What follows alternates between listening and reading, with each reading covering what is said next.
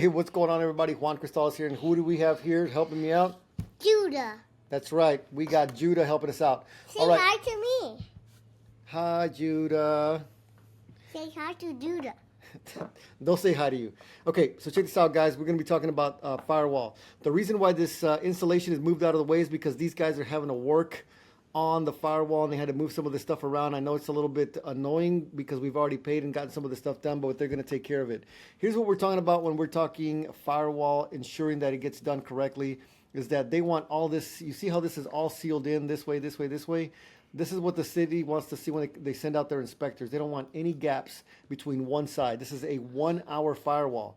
Let me bring in the diagram real quick. All right, guys, so this is the approved plans from the city of Willis for this 403 MLK property. I'm going to zoom in here for you guys. Now, there's always a little bit of a disparity between what the city, what we have on the diagram and what the city's going to tell us that we have to get done. If you guys remember last time, there was a little bit of a difference here. Hold on, Judah. There's a little bit of difference here between what we actually did and what the diagram said and what the city wanted. If you guys remember last time, we had to put some sheetrock here, like this. It was just one sheet of a 4x8 all the way across in the entirety of the structure from the front all the way to the very back. That was not part of the diagram.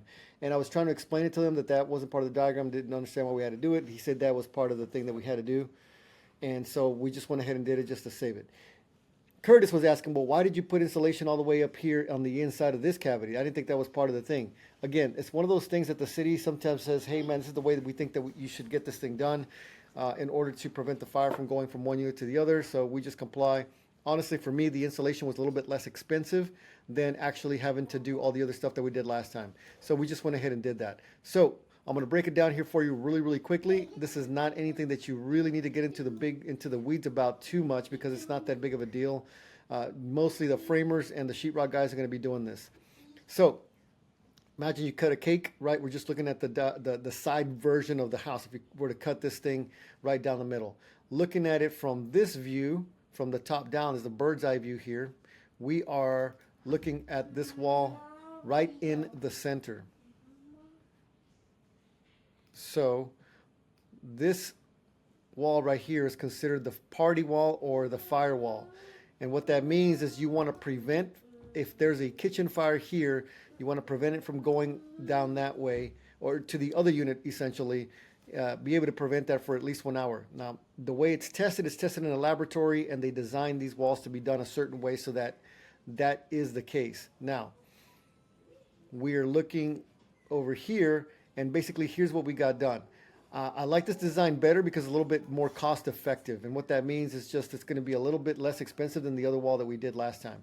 So I like this one. It's less work and still serves the purpose. It's a 1 hour firewall. Now, if you have a 2 hour firewall, what that means is that they want the fire to not go through for at least 2 hours, and what we had to do last time was do another wall on this side and then another wall on this side.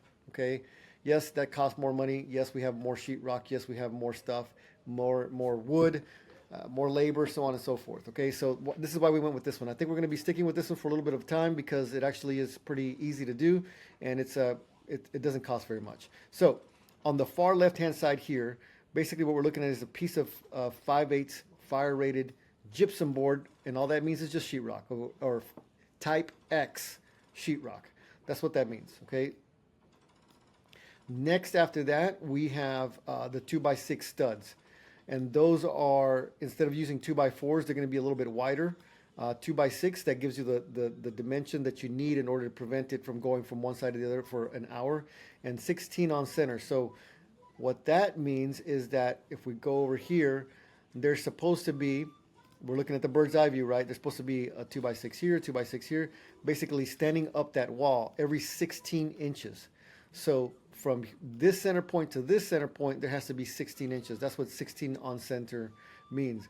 Then moving on, we have this squiggly line that's right in the middle, and that is going to be the insulation. This is completely fill stud cavities with unfaced fiberglass batt insulation. Any gaps, if we have outlets and stuff like that, need to be foamed in.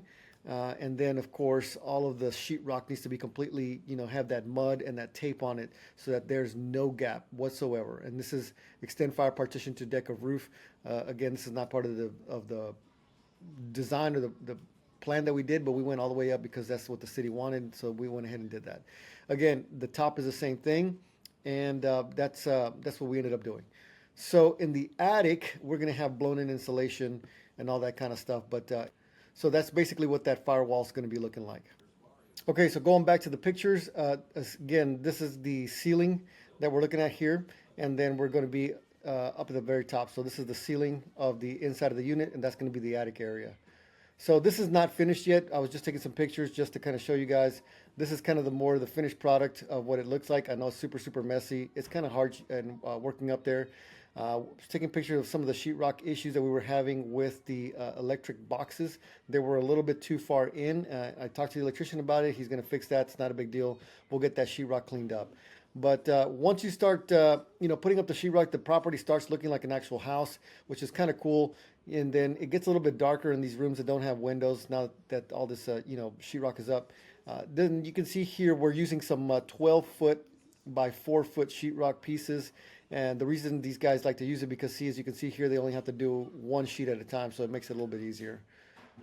And then, Curtis pointed out that, hey man, I like that you're, showing stuff that happens on the job site that people don't really talk about. And one of the things that always annoys me is all this, the messiness of some of the contractors. Contractors are a bit of an unruly bunch. They're a little bit unkept, and they do stuff like this. But, we try to keep them in line by ensuring that they pick up after themselves at the end of their job. Because eventually what happens, man, is this stuff, we get a wind pickup or some sort of a storm or something like that.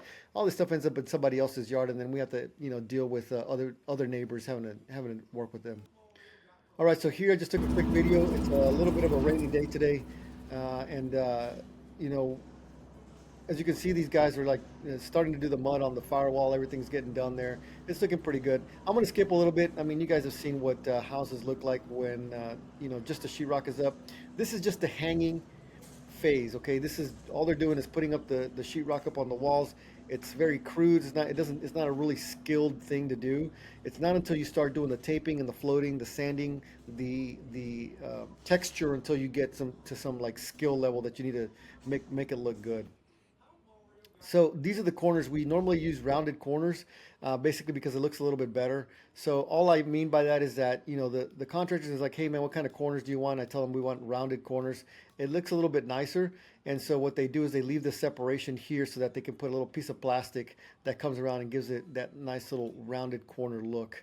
And we do it on the windows, and then we also do it here on the walls itself. So as you can see here, there's a little bit of a separation. Now, if we were going to go, the other alternative would be to make these square. And in that scenario, you would bring the pieces of sheetrock a little bit closer together, and it would just make that little squared thing there. But anyway, that's really it, guys. That's all I got for you today. I appreciate you guys watching. Thanks so much. If you have something else that you want me to talk about or something else that interests you that you want me to go a little bit deeper into, then just let me know. So right here, we're next door. This is the unit. So right now we were at the 403 MLK with the sheetrock. Now we're at the next one that we're starting right next door, which is going to be 401 MLK. This is going to be the corner lot.